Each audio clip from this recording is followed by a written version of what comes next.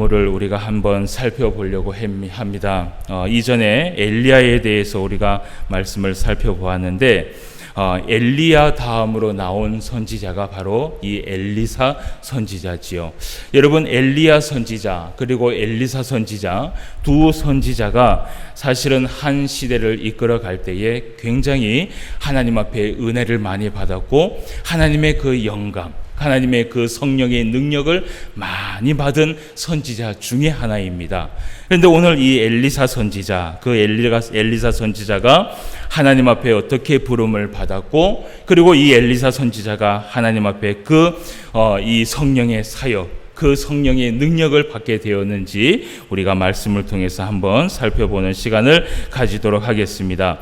이 엘리사의 이름의 뜻은 하나님은 구원이시다, 그리고 하나님께서 구원하신다라는 이름의 뜻이 있습니다. 그래서 이 엘리사는 우리가 잘 알고 있던 것처럼 이 엘리사는 많은 능력을 베풀었습니다. 그 많은 능력을 베풀 때에 자기의 이름처럼 정말 하나님은 구원이시다라는 그 이름을 그대로 실현하면서 살아왔던 선지자 중에 한 사람이라고 이야기할 수 있습니다. 먼저 이 엘리야가 엘리사를 부르는 장면을 우리가 말씀을 통해서 한번 보도록 하겠습니다. 열왕기상 우리가 19장 말씀을 먼저 한번 살펴보고 본문 말씀으로 넘어오도록 하겠습니다. 열왕기상 19장 19절 말씀을 한번 찾아봅시다. 열왕기상 19장 19절 말씀.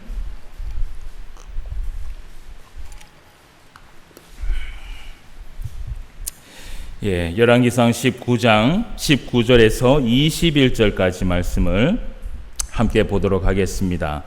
550페이지. 자, 19절 말씀입니다. 엘리야가 거기서 떠나 사밧의 아들 엘리사를 만나니 그가 12겨리소를 앞세우고 밭을 가는데 자기는 12째 겨리소와 함께 있더라. 엘리야가 그리로 건너가서 겉옷을 그의 위에 던졌더니 그가 소를 버리고 엘리야에게로 달려가서 이르되 청하건대 나를 내 부모와 입맞추게 하소서. 그리한 후에 내가 당신을 따르리이다. 엘리야가 그에게 이르되 돌아가라. 내가 내게 어떻게 행하였느냐 하니라. 엘리사가 그를 떠나 돌아가서 한 겨리소를 가져다가 잡고 소의 기구를 불살라 그 고기를 삶아 백성에게 주어 먹게 하고 일어나 엘리야를 따르며 수종 들었더라. 아멘. 오늘 이 말씀에 엘리야가 엘리사를 부르는 장면이 나오게 되지요. 오늘 이 그 말씀에 보니까 엘리사는 소를 가지고 농사를 짓는 아주 평범한 농사꾼이었습니다. 그 농사를 짓고 있는데 오늘 엘리야가 엘리사를 부를 때 어떻게 부르냐 하면 가자, 나와 함께 가자라고 이렇게 말한 것도 아니고요. 그저 그 옷걸이 하나 딱 벗어놓고 던졌습니다. 그런데 그 던지고 나서 이 엘리사가요, 엘리야를 따라가겠다고 그렇게 따라 나선 것이에요. 여러분, 그 이야기에 대해서 그 많은 학자들이 얘기하기를 이것은 이 당시에 후계자를 세우는 상징적인 행동이었다라고 이야기를 합니다. 그런데요, 엘리야의 이러한 이 행동이 다 그 후계자를 세우는 그러한 방법은 아니었을 것입니다. 여러분, 이때 당시에 만약에 누구든지 옷을 벗어놓고 훅 던지면요, 그냥 따라오는 그러한 시대는 아니지요. 그것은 조금 설명을 한 것이 조금 이 설명과 맞게끔 하려고 맞춘 것 같고, 아마 이 엘리야가 가지고 있었던 그 하나님의 그 영성이 얼마나 대단했으면요, 이 엘리야가요, 그 웃옷을 그냥 하나 쑥 던졌는데 거기에 그냥 이 엘리사가 흠뻑 젖었는 것이에요. 여러분, 우리가 성령님에게 은혜를 받을 때, 그 성령님에게 은혜를 받을 때는요, 그 바람이 어디에서부터 오는지 어디에서부터 가는지 우리가 알지 못한다라고 얘기를 하잖아요. 그래서 우리가 하나님 앞에 그 성령을 받을 때는요, 그 성령을 받을 때의 그 방법이요, 사실은 정확하게 성경에서 나오는 것이 없어요. 그것이 다 이 방법이 조금씩 틀립니다. 그런데 그 성령을 받을 때는요, 어떤 그 예고가 있는 것도 아니고 그저 하나님의 말씀을 읽다가 성령을 받을 때도 있고 또 찬양을 부르다가 성령을 받을 때도 있고 그리고 기도를 하다가 성령을 받을 때도 있다라는 것이죠. 그래서 아마 이 엘리야가 가지고 있던 그 영성이요 너무 깊었던 것 같아요. 그래서 웃옷을 그냥 딱 던지니까 거기에 이 엘리사가 성령의 은혜를 받은 것이에요. 그래서 이 엘리사가 그 모든 것을 다 제껴놓고 내가 당신을 쫓아가겠노라 라고 이야기를 하는 것이지요. 그래서 이 말씀을 통하여서 엘리사가 엘리야를 어떻게 쫓게 되었는가, 그것은 아마 엘리야가 가지고 있는 능력에 의해서 엘리사가 쫓아간 것이 아니라 엘리야가 가지고 있었던 그 성령의 그 은사가 정말 깊이가 있었다라는 것이지요. 그래서 이러한 성령의 능력을 통하여서 엘리사가 부름을 받았다라는 것을 우리가 말씀을 통해서 보게 됩니다. 그래서 이 옷을 던졌을 때 이 엘리사가 반응을 하게 되고 그 엘리야의 영성에 의해서 엘리사가 쫓아가는 것을 우리가 보게 됩니다. 그래서 여러분 이 엘리사에게 처음부터 이 엘리사가 엘리야에게 이렇게 그 부름을 받았을 때에 엘리사는 늘 그 평소에 가지고 있는 소망이 하나 있었습니다. 그 소망이 무엇이냐 하면 엘리야처럼요 영성이 깊은 그런 선지자가 되기를 이 엘리사는 간절히 소망하고 있었어요. 여러분 아마 이 엘리야를 쫓아다니는 이 엘리사가요 그 엘리야의 그 행하는 그 성령의 역사들을 다 보고 있었을 것이라는 것이죠. 그래서 엘리사가 늘 마음에 품기를 저 갑절의 이 영감, 저 갑절의 성령의 은사를 내가 받고 싶다라고 아마 그렇게 마음을 먹었던 것 같아요. 그래서 오늘 말씀에도 우리가 그러한 말씀들을 볼 수 있습니다. 그래서 여러분 열왕기 하 말씀을 우리가 한번 넘어가 보도록 합시다. 자, 부름을 받았던 그런 부분들을 우리가 뒤로 하고 열왕기하 2장 8절 말씀을 한번 가보도록 합시다. 열왕기하 2장 8절에서 10절의 말씀입니다. 여기에 이제 엘리사가 가지고 있는 소망을 품고 있는 말씀이 하나 나오는데요.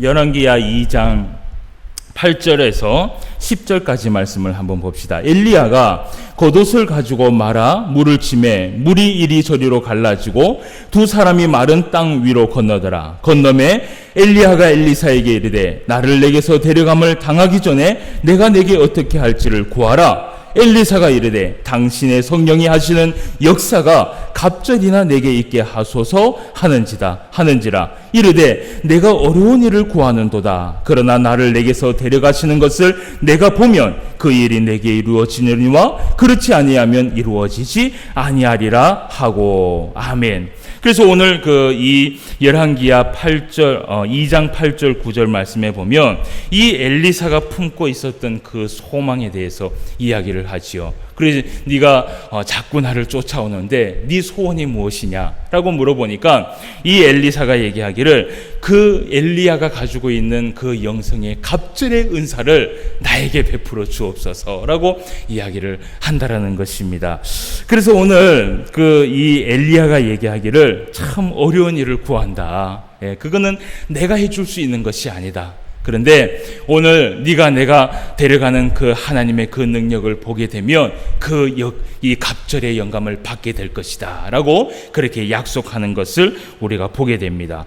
그 후에 이제 이 엘리야가 하나님 앞에 부름을 받게 됩니다. 하나님 앞에 하늘로 승천하는 그러한 은혜를 받게 되는 것을 우리가 말씀을 통해서 보게 되지요.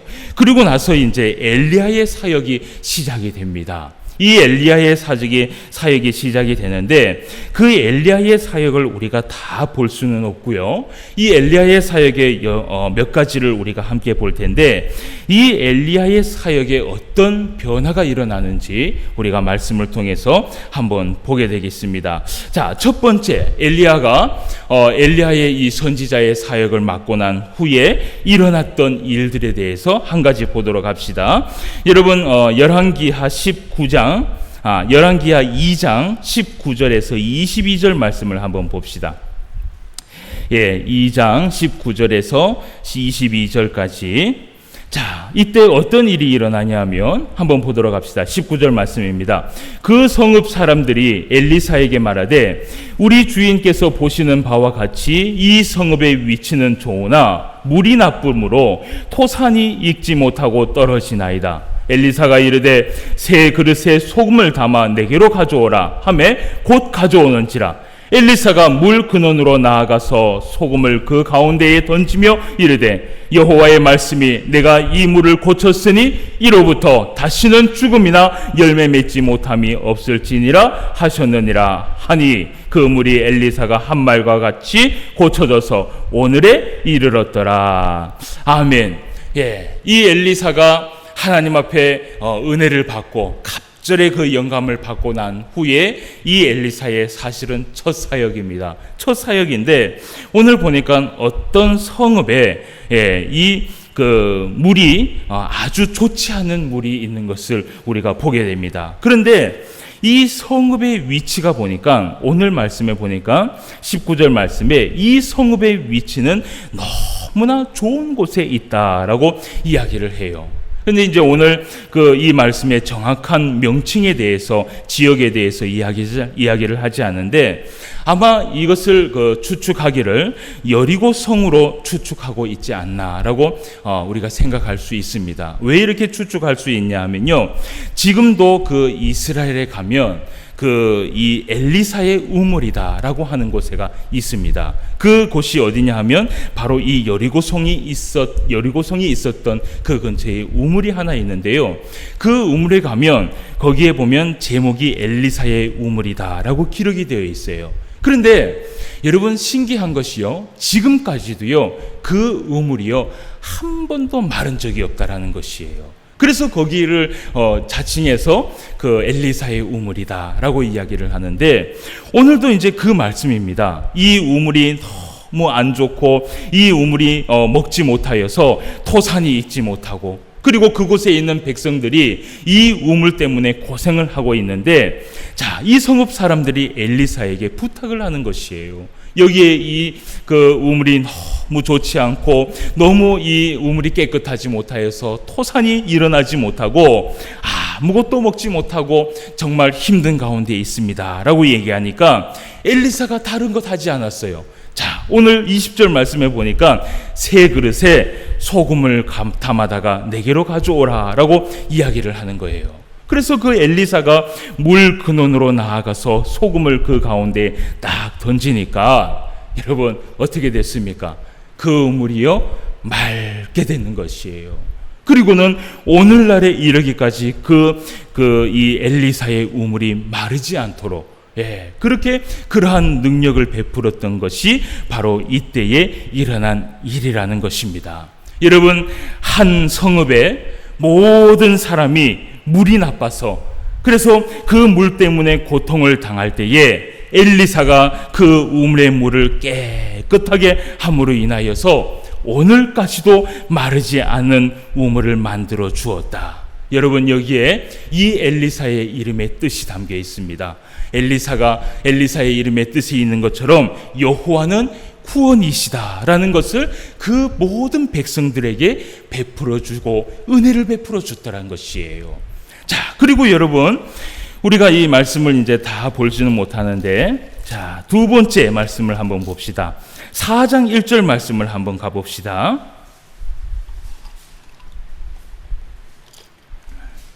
4장 1절에서 7절까지의 말씀에 보면 자, 선지자 중에 제자들 중에라는 선지자의 제자들의 이야기를 합니다. 그 제자들 중에 한 여인의 이야기예요. 그러니까 이게 누구의 이야기냐 하면 아마 신학생, 그러니까 이때 당시로 오늘날로 따지면은 신학생이지요. 그 신학생의 가정에 대한 이야기입니다. 자, 그 얘기를 한번 보도록 할게요. 1절 말씀부터 7절까지 말씀입니다.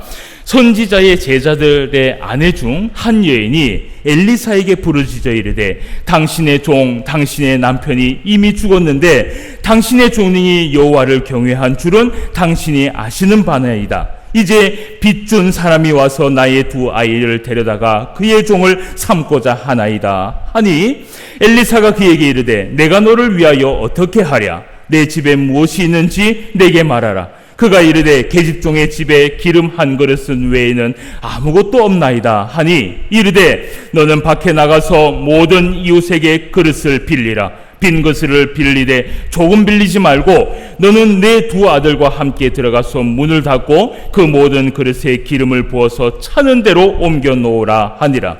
여인이 물러가서 그의 두 아들과 함께 문을 닫은 후에 그들은 그릇을 그에게로 가져오고 그는 부었더니 그릇에 다 찬지라. 여인이 아들에게 이르되 또 그릇을 내게로 가져오라 하니 아들이 이르되 다른 그릇이 없나이다 하니 기름이 곧 그쳤더라. 그 여인이 하나님의 사람에게 나아가서 말하니 그가 이르되 너는 가서 기름을 팔아 빚을 갚고 남은 것은 너와 내 두 아들이 생활하라 하였더라. 아멘. 예, 오늘 이 말씀도 우리가 잘 알고 있는 말씀이지요. 그러니까 오늘 말씀에 보니까 선지자의 제자들 중에 하나, 이것이 바로 오늘날로 따지면 신학생입니다. 그 신학생의 이 가정이 하나 있는데 이 신학생이요 하나님 앞에 열심히 평소에도 하나님을 경외하면서 그렇게 살았어요. 그렇게 살다가 그 신학생이 한순간에 죽음을 맞이하게 됩니다. 그렇게 죽음을 맞이하게 되니까 여러분 이 신학생이 사실은요 나중에 이 뒤에도 우리가 이 신학생의 이야기를 들었겠지만 이때도 신학생들이 그렇게 가난했던 것 같아요. 예, 하나님의 일을 위하여서 열심히 사역을 하고 또 열심히 그렇게 열심히 공부를 했었는데 그런데 여전히 가난했던 것 같아요. 그런데 이 가정에 이 그 신학생이 죽어버리고 그리고 그의 아내와 두 아들만 남았습니다. 그런데 가만히 보니까 빚이 너무 많은 것이에요. 그래서 그 빚 때문에 이 두 아들이 이제 종으로 팔려가게 되는 그러한 실정에 놓여 있게 되는 것이지요.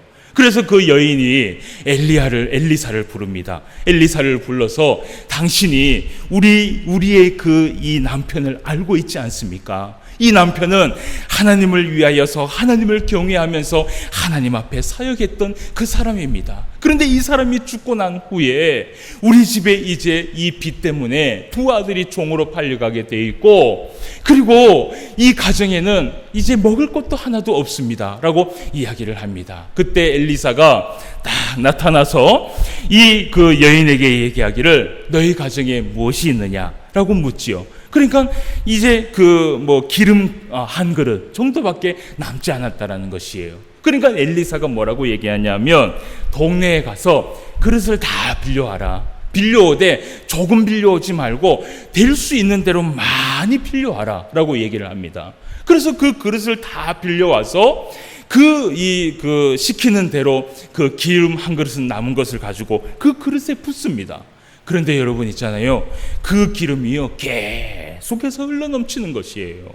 계속해서 흘러넘치더니 나중에는 빌려온 그 그릇에 기름이요 한가득하고 마지막 그릇에 기름이 다 할 때까지 끝까지 기름이 다 나와갖고 빌려온 모든 그릇에 다 가득 차게 됐어요.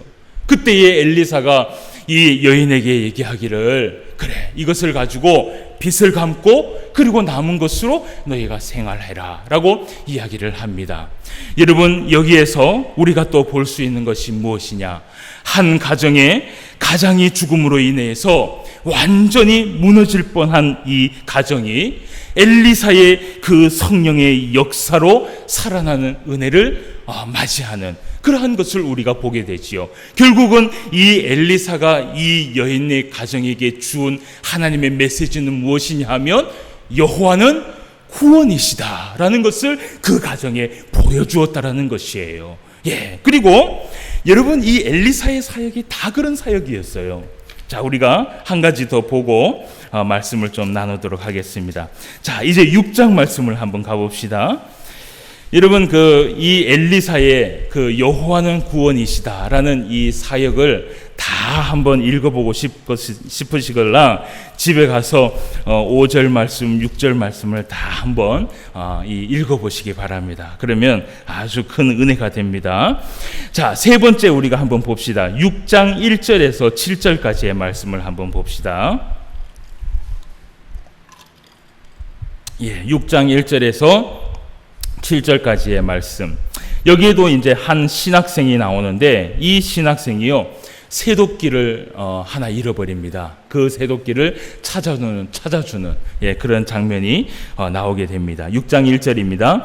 선지자의 제자들이 엘리사에게 이르되 보소서, 우리가 당신과 함께 거주하는 이곳이 우리에게는 좁으니 우리가 요단으로 가서 거기서 각각 한 제목을 가져다가 그곳에 우리가 거주할 처소를 세우사이다 하니, 엘리사가 이르되 가라 하는지라. 그가 그 하나가 이르되 청하건대 당신도 종들과 함께 하소서 하니, 엘리사가 이르되 내가 가리라 하고 드디어 그들과 함께 가니라. 무리가 요단에 이르러 나무를 베더니 한 사람이 나무를 벨 때에 새도끼가 물에 떨어진지라. 이에 외쳐 이르되 내 주여, 이는 빌려온 것이나이다 하니, 하나님의 사람이 이르되 어디 빠졌느냐 하매 그곳을 보이는지라. 엘리사가 나뭇가지를 베어 물에 던져 새도끼를 떠오르게 하고 이르되 너는 그것을 집으라 하니, 그 사람이 손을 내밀어 그것을 집으니라.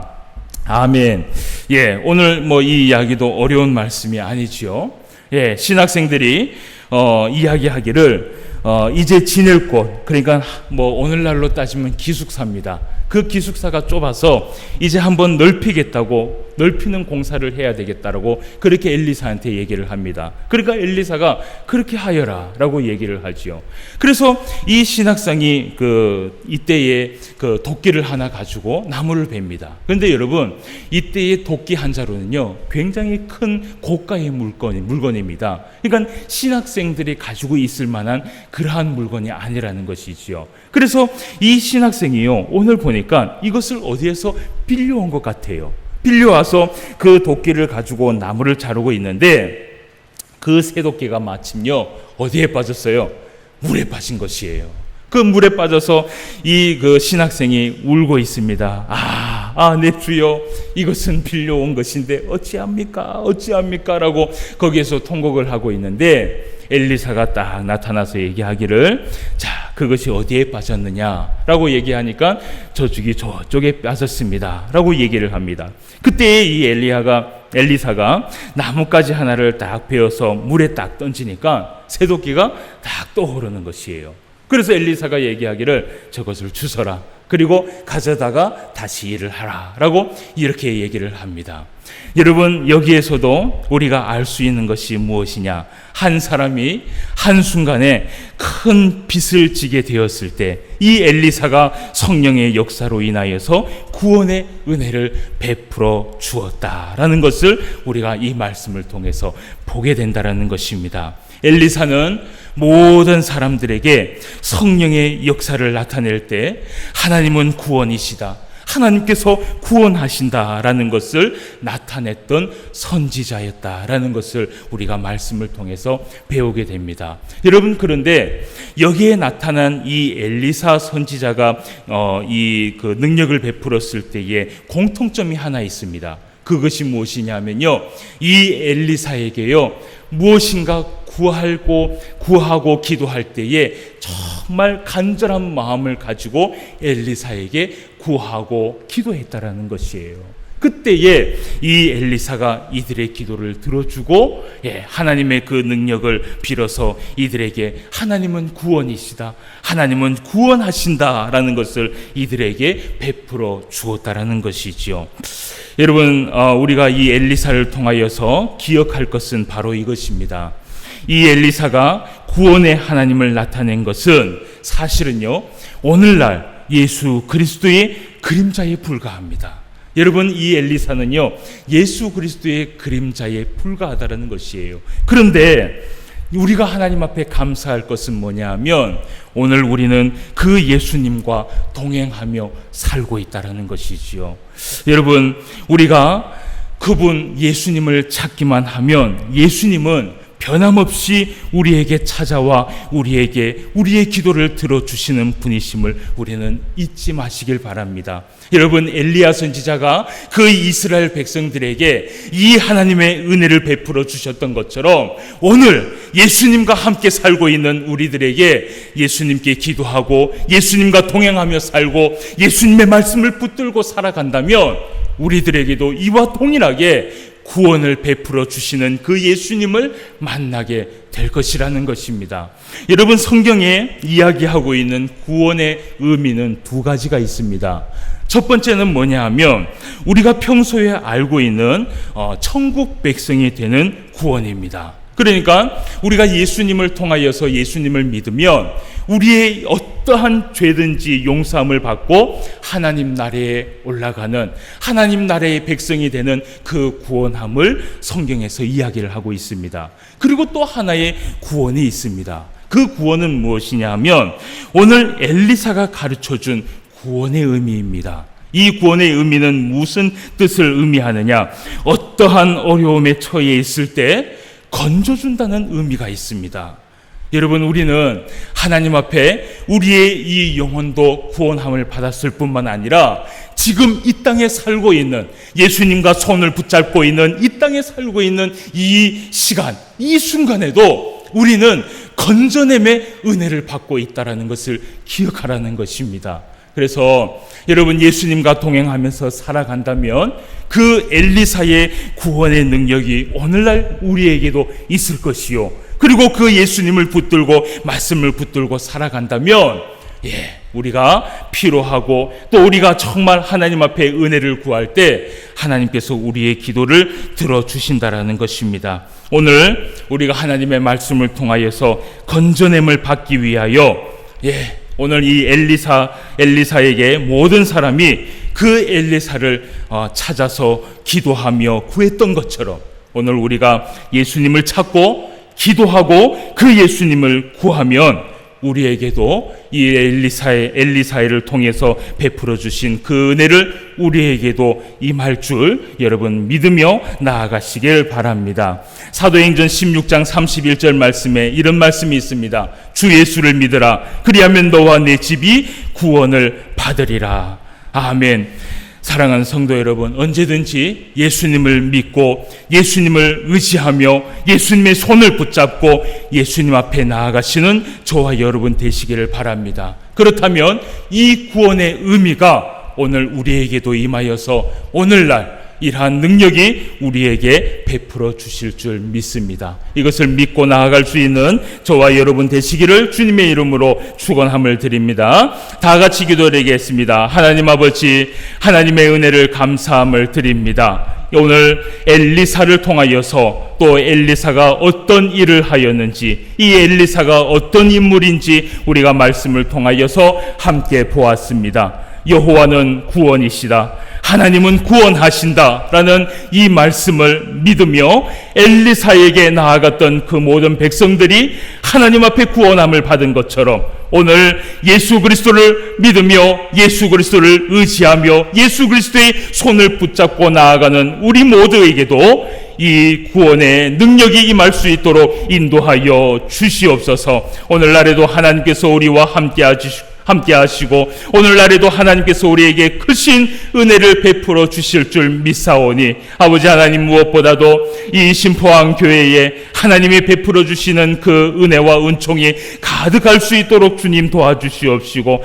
항상 어려움이 없도록 붙잡아 주시기를 간절히 원하옵나이다. 또한 우리 신포항 교회에 속해 있는 우리 모든 성도들 하나님께서 함께하여 주셔서 예수님을 믿고 나아감으로 인하여서 예수님을 의지하고 나아감으로 인하여서 예수님과 함께하는 그러한 은혜가 있을 수 있도록 인도하여 주시옵소서. 오늘도 함께하여 주심을 감사함을 드리며 모든 말씀 예수님의 이름으로 기도드리옵나이다. 아멘.